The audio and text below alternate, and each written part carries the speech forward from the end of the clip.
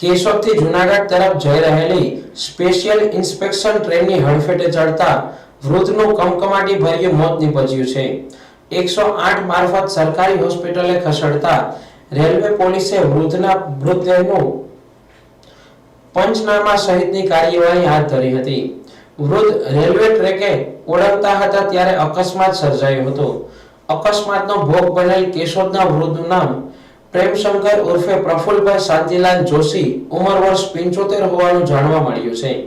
આ અકસ્માતની ઘટના અંગે રેલવે પોલીસે તપાસ હાથ ધરી છે।